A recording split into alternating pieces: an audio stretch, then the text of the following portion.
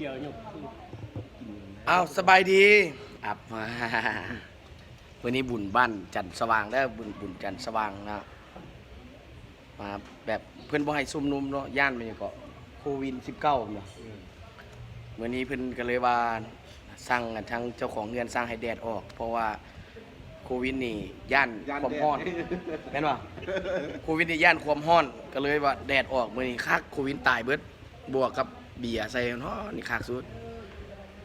อันนี้เป็นทางชายตู้นะนายกโอ้ไฮเนเก้นมาผสมกับเบียร์ลาววันนี้หลายทางสายไซสวัสดิ์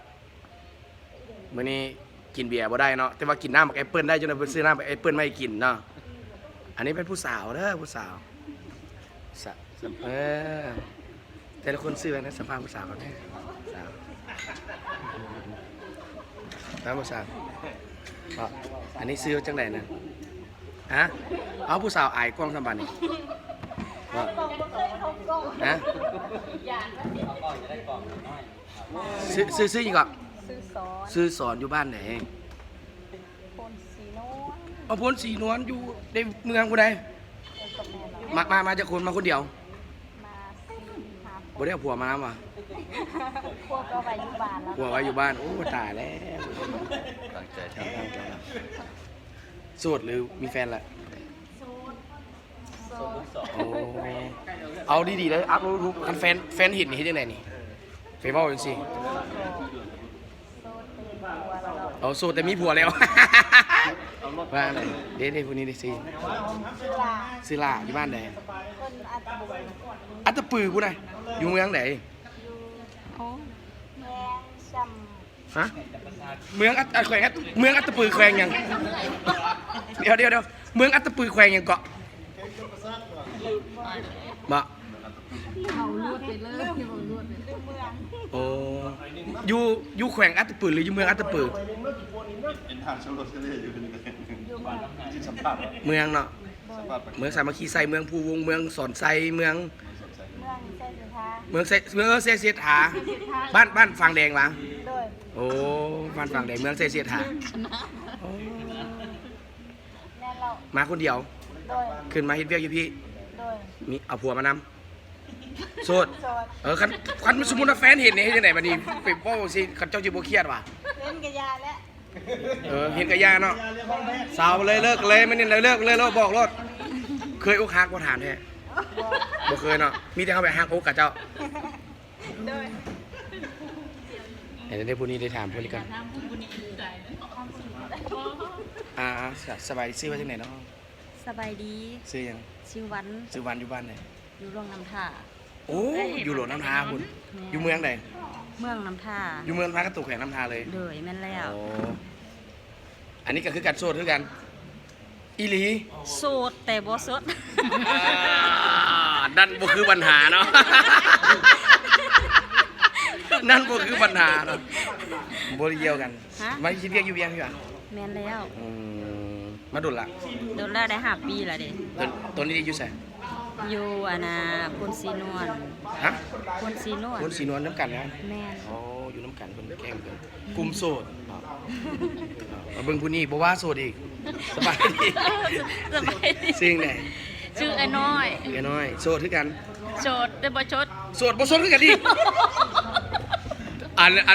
อันผู้กี้นี่โสดแต่บ่สดแต่ว่าอันนี้มีปัญหาแน่นอนอันนี้มีปัญหาอยู่บ้านไหนอัตตปืออยู่บ้านอัตตปือมันอัตตปือโอ้เคยอัตตปืออยู่บ้านไหนบ้านโพไส้เมืองไส้เสถาเมืองไส้เสถาโอ้นี่เป็นบุญบ้านนี่อันนี้เป็นโอ้สาวอยู่บ้านไหนสาวข้างบ้านลอยกันอยู่ทุกมืออยู่นี่ลอยกันอยู่ทุกมืออยู่บางมือบ่ได้เจอกันลอยเอา ลีเดอร์นี่เจ้าของเอาเจ้าของบ้านเจ้าของงานนี่มื้อนี้บุญบ้านเอาคือกินน้ำกินน้ำลงเบียร์โอ้เบียร์เลยมื้อนี้เฮ็ดอย่างแน่ที่นี่อย่างแน่เฮ็ดอย่างแน่มีกะทิ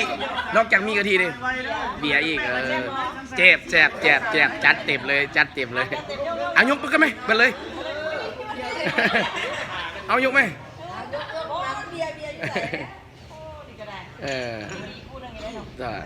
นี่แหละอยู่บ้านเฮาเนาะบ่ว่าจะเป็นงานอย่างสร้างต้อนรับ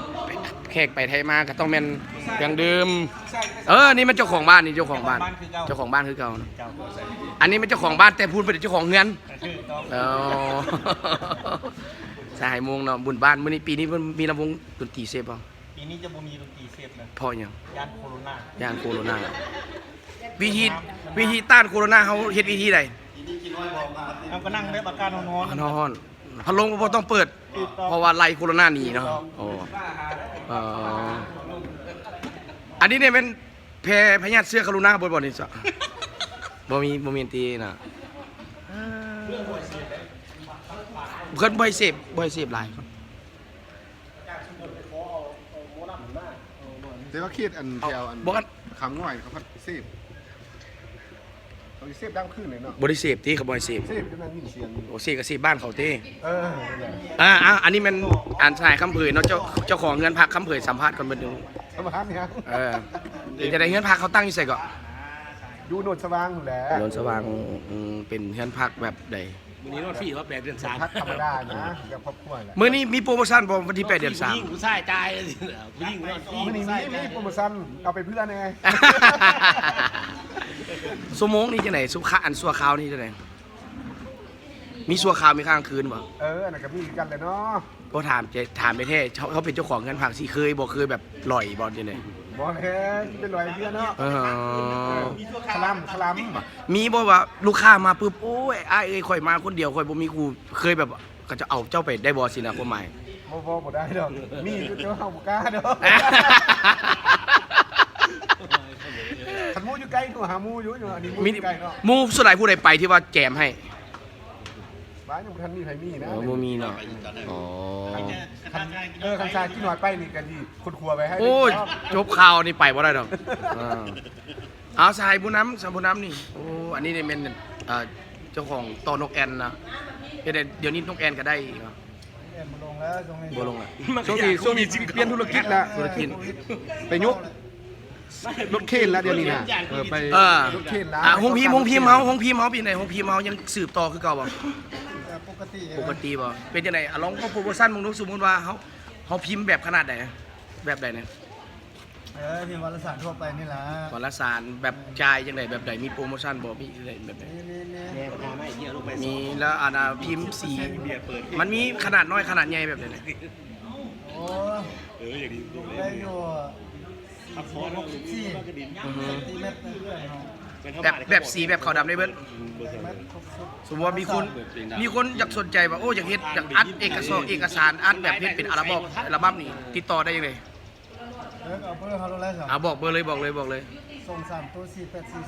48425บ่ไหมส่ง3ตัว48425กันผู้สาวมาอัดดิผู้สาวมาอัดฟรีนะจ่ายเองโอ้ยเห็นแม่ครัวเนาะผู้เพิ่นรับงานตลอดเนาะรับงานเป็นแบบอันนี้เด้ออันนี้แม่นเมียสายคำเผยเจ้าของกันพักแต่ว่าเมียเฮ็ดธุรกิจแบบนึงก็คือเฮ็ดอาหารเนาะอาหารครอบครัวเฮ็ดแบบใดเนาะแบบอาหารเฮาแบบใดครับจัดงานดองงานยังนั่นน่ะโอ้แบบงานอาหารแบบงานดองเนี่ยนอกสถานที่มีราคาจังได๋เนี่ยบัตรละแสนแล้ววันนี้เรื่องเมนูเนี่ยมันคือเจ้าภาพต้องการบอกหรือว่าเขาจัดไปตามถ้ามีให้เลือกเอามีแบบไหนในที่ว่าตัวเด็ดที่ว่ามีลาบสารพิษเนาะจะเป็นรสเด็ดรสแซ่บอันนี้เป็นครับอาหารจัดงานดอกออกนอกสถานที่ในเดือนนี้นี่มีหลายงานมั้งนี่จะเป็นลมหลายน้องมือเลยโอ้ ท่านผู้ชมผู้ใดที่ว่าอยากจะได้อาหารที่แซ่บๆเนาะจัดงานดอกงานวันเกิดข้านเฮ็ดของกินเนาะว่าง่ายนะเปลืองถ้วยเปลืองซ้ำเปลืองยังบ่มีเวลาว่าซั่นซะเนาะอันนี้นุ่งกิร้อยการันตีได้ว่าอาหารที่เพิ่นเฮ็ดนี่สะอาดแล้วก็แซ่บได้มาตรฐานนะมีเพจอีกบ่อ่ะ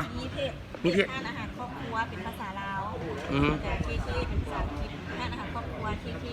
พิมพ์ว่าอาหารครอบครัวแล้วก็เห็นเลย สุเบอร์โทร เบอร์โทร5953303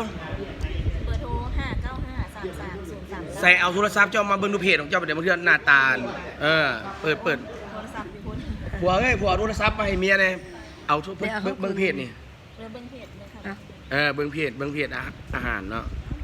จังไหนยังมีห้านอาหารปิ้งจีนเด้อพี่น้องอยู่ค่อยหนองเนียงนี่ที่เพิ่นนี่แซ่บสุดจีนบ่กล้าเข้าลาวก็ย้อนว่าเพิ่นนี่แหละปิ้งเบิด ทั้งยำทั้งปิ้งทั้งหยังนี่แหละพี่น้องเลยบุญบ้านเขาก็กินแบบครอบครัวอาหารก็เป็นกันเองนะอันนี้ก็เป็นเดี๋ยวอันนี้มันเพจเนาะอันนี้มันเพจนั่นห้านอาหารเขาเนาะชื่อเพจว่าห้านอาหารครอบครัวพิมพ์ภาษาลาวเนาะเห็นเลยเนาะงานเลี้ยงงานดองงานสร้างสรรค์ต่างๆไปใช้บริการเนาะเบอร์โทรบอกเบอร์โทรไปเลย เบอร์โทร595330339 5953339ห้านอาหารครอบครัวครับจัดงานนอกสถานที่เจมีคนสวยคนงามนั่นเองนะแล้วก็มีเจนนี่คนสวยแล้วก็ มีเงินพักอีกพร้อมเนาะเคยพอถามแค่แบบผัวลอยสิมีบ่ผัวลอยไปนอนเนาะมีบ่มีเนาะผัวคนฮู้ผู้ดีเนาะคันที่จะสัตว์จับได้เฮ็ดได้ตายเลย คาทิมเลย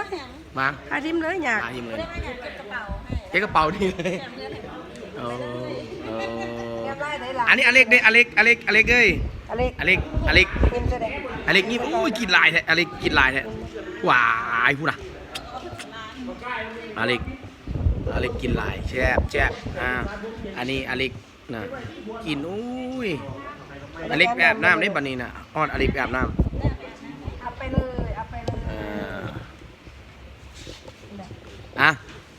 สนใจก็ติดต่อหาเพื่อนได้เนาะเกี่ยวกับเรื่องอาหารจัดงานนอกสถานที่เป็นอาหารต่างๆเด้อที่นี่อาหารครอบครัวว่าท่านซะสำหรับเมนูการค่ำบุญบ้านเฮาบางเฮือนเพิ่นก็เฮ็ดข้าวปุ้นบางเฮือนก็เฮ็ดมีกะทิเนาะอันนี้เพิ่นก็เฮ็ดเป็นมีกะทิเนาะอาหารรสชาติเป็นแซ่บ อาหารเสริมยังหลาย อาหารเสริมทั้งหลาย สร้างใหม่อยู่ ยังงัวปิ้นอีกเนาะ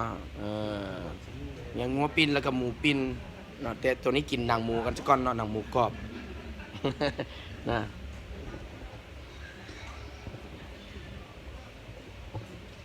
เอายก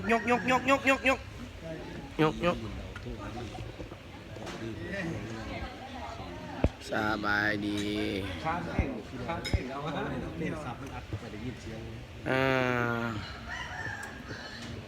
อัดได้ยินเสียงได้เว้าเรื่องผู้สาวบ่ได้เลยตายล้วนๆตายล้วนๆเลยตายล้วนๆเลยนะอันนี้นี่เป็นผัวของเจ้าของห้านขายปิ้งจีนเนาะอยู่ใส่ห้านเนาะแถวหนองเนียงอยู่แถวไหนบอกภาษาดีดิ